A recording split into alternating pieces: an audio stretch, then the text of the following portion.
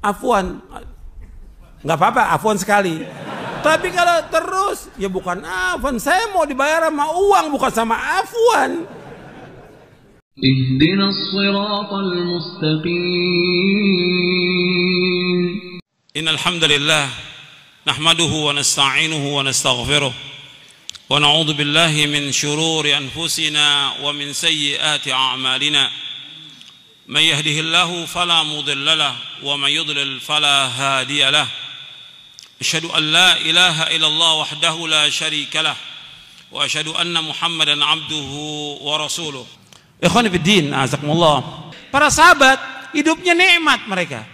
Mereka terus ibadah kepada Allah, mereka kerja, mereka usaha, mereka dagang, mereka mencari nafkah.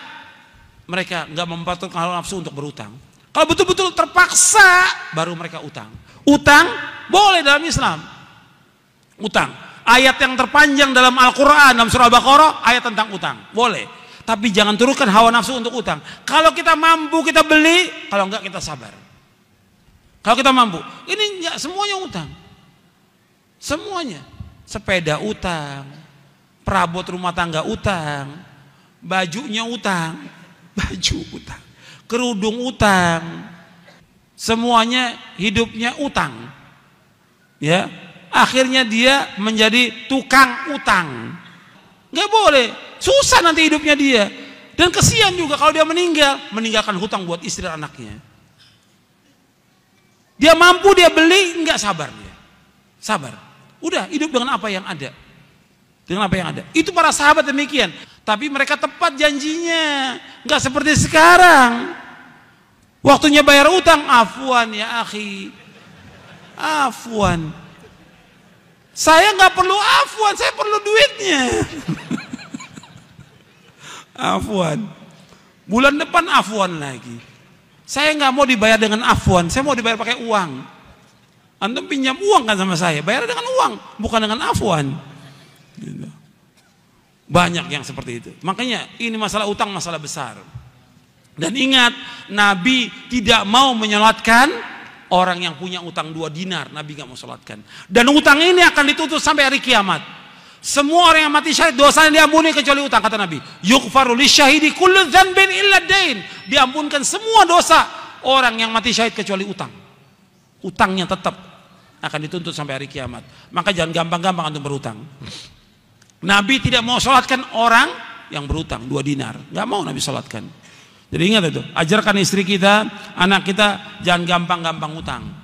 Dan orang kalau sudah berutang, kalau berbicara mesti bohong. Kalau berjanji mesti menyalahi janji. Ini sabda Nabi. Orang kalau sudah berutang, kalau ngomong mesti bohong. Dusta. Kalau berjanji menyalahi janji. Kata Nabi, ketika Nabi kalau sholat itu di akhir tasyahud, Nabi selalu baca di akhir tasyahud. Antum ingat tuh doanya. Allahumma inni a'udzubika min adzabi jahannam wa min adzabil qabr wa min fitnatil mahya wal mamat wa min syarri fitnatil masiihid dajjal. Allahumma inni a'udzubika minal ma'thami wal maghrami. Yang terakhir ini, Allahumma inni a'udzubika minal ma'thami wal maghrami. Ya Allah, aku berlindung kepada Engkau dari dosa dan utang.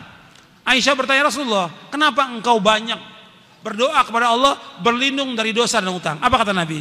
Innar rajula idza gharima hadatsa fakadzaba wa wa'ada fa akhlafa. Sesungguhnya apabila seorang itu dia utang, maka dia berbicara mesti dusta, mesti bohong. Kalau berjanji mesti dia menyalahi janji. Dan ini kenyataan. Dan ini tanpa kecuali yang seperti ini. Yang orang awamnya, yang penuntut ilmunya, yang ustadznya. Ini nggak benar yang seperti ini. Harus diperbaiki lagi. Akhlaknya diperbaiki lagi. Kalau utang harus bayar. Kalau kita sudah janji sepekan, sebulan, 2 bulan bayar. Kalau 2 bulan sudah kita usaha untuk bayar, kita nggak mampu bayar, kita bilang datang kepada orangnya. Maaf, saya ini sudah usaha, ikhtiar, tapi saya belum mampu untuk bayar. Ngomong pada orangnya, ngomong. Dan orang yang mengutangkan, dia harus memberikan tempo. Wa in kana dzu usratin fanadhiratun ila maisarah. Wa anta saddaqu khairul lakum in kuntum ta'lamun, kata Allah dalam surah Al-Baqarah. Kalau orang yang punya kesulitan nggak mampu bayar, kamu berikan tempo sampai dia lapang. Kalau kamu sedekah kepada dia lebih baik, kata Allah. Kita ngomong, ini enggak. Waktu mau utang, luar biasa. Waktu mau utang kepada kita, SMS, telepon, datang ke rumah, nangis-nangis, luar biasa. Begitu dikasih janji sebulan, udah sebulan, nggak datang, nggak ada kabar, la salam, wala kalam, wala khobar, sudah. 2 bulan ditanya, marah dia. Antum nagih sama saya, antum nggak percaya sama saya, lo antum utang harus bayar. Tambah marah lagi. Ini sikap banyak kaum muslimin seperti ini. Nggak boleh. Kalau utang harus bayar.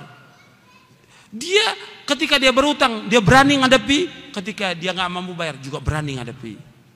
Datangi orangnya. Itu akhlak Islam, akhlak Islam. Antum lihat, saya ambil contoh satu. Ya, di zaman dahulu. Ini pelajaran buat kita semuanya ini. Dan juga buat para dai. Di zaman dulu sebelum Nabi Muhammad, jauh sebelum Nabi Muhammad SAW, cerita Nabi. Ada seorang berutang 1.000 dinar. Dia utang kepada seorang. Kemudian siapa janjinya? Kamu berjanji, siapa saksinya? Kamu berutang pada saya. Allah. Siapa? Saksinya Allah. Siapa jamin? Allah. Kata dia. Allah, dia bilang. Sudah, harinya dia berangkat safar dengan perahu ke satu tempat.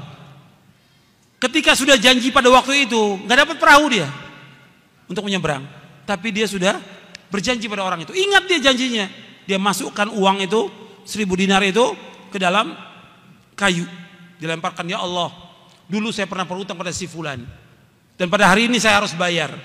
Waktu dia tanya, siapa saksinya? Engkau ya Allah. Siapa penjamin engkau? Ya Allah, sampaikan barang ini kepada dia. Dilempar ke tepi pantai. Sampai kepada orang itu. Orang itu sudah nunggu di pantai. Diambil kayu itu, dibuka 1.000 dinar itu. Kemudian sudah dibawa. Kemudian berapa hari kemudian baru dapat perahu dia. Dia bawa lagi uang 1.000 dinar. Dia berpikir nggak sampai uang itu. Sampai dia cari orang itu, ini dibayar 1.000 dinar. Bukankah engkau telah melemparkan uang di dalam kayu? Saya katakan kepada engkau, saya nggak dapat perahu waktu itu. Nah sekarang saya bayar. Mau bayar 2 kali. Enggak, kamu sudah bayar. Enggak, ini saya mau bayar. Seperti itu, jujurnya orang. Dan tepat dalam janji. Nabi ceritakan begini supaya kita ngambil ibrah pelajaran. Tapi banyak orang yang nggak ambil pelajaran seperti itu. Hatta kita di mana bisa kita bayar utang? Mudah sekarang ini. Jangan alasan saya kan keluar kota, saya sakit. Bisa. Kalau memang kita jujur, waktu bayar utang kita bayar. Kalau nggak mampu, kita telepon orang itu. Kita kirimin surat bahwa kita belum mampu untuk bayar. Itu ajaran Islam dan itu akhlak yang mulia. Atau boleh juga kita berutang. Tapi kalau berutang tetap harus bayar. Sekarang banyak orang utang nggak bayar. Naudzubillah. Semuanya yang nuntut ilmu nggak bayar. Ustadznya juga sama nggak bayar. Nggak boleh Islam. Ustadz utang sama murid wajib bayar. Murid utang sama ustadz juga wajib bayar. Wajib bayar. Saudara yang saudara wajib bayar. Ini akan dituntut di hari kiamat kalau utang nggak bayar. Berat hukumannya dari kiamat. Orang yang mati syahid ya semua dosanya diampuni kecuali apa? Utang. Berat hisabnya dari kiamat. Akan diambil semua kebaikan kita. Karena di sana nggak ada apa? Nggak ada dinar wala dirham, nggak ada udah. Yang ada al-hasanat wa sayyiat. Ketika kita utang sama A, B, C, D, kita meninggal dunia ini. Nanti dari kiamat kita harus bayar dengan pahala sholat kita, pahala puasa, pahala apa lagi yang kita lakukan kebaikan, itu habis sudah untuk bayar. Kemudian kata Nabi, faturihat alaihi, masih ada orang yang utang belum dibayar, faturihat alaihi, ditimpakan dia. Tsumma turihat finar, kemudian dilemparkan dia ke dalam api neraka dengan sebab itu. Bukan masalah kecil, berat ini. Sampai Nabi tidak mau sholatkan. Nabi nggak mau sholatkan apa? Orang yang punya utang 2 dinar nggak mau sholatkan. Masalah besar loh ini, masalah utang bukan masalah kecil.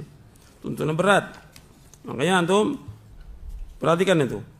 Kalau kita udah nggak boleh minta hukumnya haram, dosanya besar. Dan banyak hadisnya tentang masalah ini. Sekarang terpaksa kita harus berutang, ya berutang. Tapi harus bayar, sesuai dengan kemampuan kita. Artinya utangnya jangan banyak-banyak, sedikit aja supaya bisa kita bayar. Atau kita jual apa yang ada di rumah kita. Ini masalah besar ini, kadang-kadang diremehkan oleh orang. Sekarang udah banyak orang utang tuh. Ada ustadz utang sama muridnya bukan sedikit. Ada yang sampai 100 juta. Ada ustadz utang rumah sama muridnya. Karena muridnya punya usaha perumahan. Dia wajib bayar. Meskipun murid juga wajib bayar. Nggak bisa sekaligus cicil, tapi wajib bayar dia.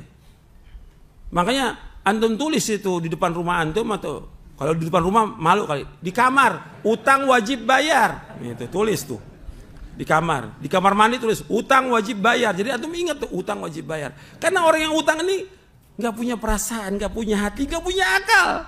Udah ketemu orang yang berutang, diam aja. Kalau dia nggak punya utang udah la salam wala kalam wala syai' sudah. La haula wala. Tenang aja dia, kayaknya nggak berdosa dia. Padahal dosanya paling banyak dia, sebesar gunung dosanya dia itu. Utang nggak bayar, nggak merasa dosa lagi dia. Mesti kan ketika dia berutang nggak mampu dia bayar, dia ngomong, saya utang sama kamu belum bisa bayar. Afwan, nggak apa-apa, afwan sekali. Tapi kalau terus, ya bukan afwan, saya mau dibayar sama uang bukan sama afwan. Ini terjadi yang seperti ini, bukan satu, ratusan. Yang pelajar, yang ustadz sama. Itu ingat tuh, ini saya tekankan, utang wajib bayar, berat hukumnya. Kalau antum mati, kesian istri antum dan anak antum nanggung utang. Apa aja utang bayar. Semuanya, antum jual beli, antum dagang, antum ngontrak rumah, antum beli rumah, antum wajib bayar dong, wajib bayar. Ini kontrak rumah nggak bayar, banyak yang begini. Nggak murid dengan guru, nggak guru dengan murid sama, wajib bayar antum, nggak boleh. Ketika diusir sama tuan rumahnya, ya Allah tega bener, zolim saya diusir. Ya antum utang nggak bayar rumah, mau disewakan sama orang lain. Oh, udah keluar dia, di WA orang, saya dizolimin, diusir dari rumah saya. Ya antum nggak bayar kontrak, ya harus diusir. Jadi sandiwaranya terlalu banyak sandiwaranya ini. Ustadz juga banyak sandiwaranya. Naudzubillah, nasallallahu. Saya pikir cukup sampai di sini, kajiannya sudah cukup. Mudah-mudahan bermanfaat. Wassalamualaikum warahmatullahi wabarakatuh.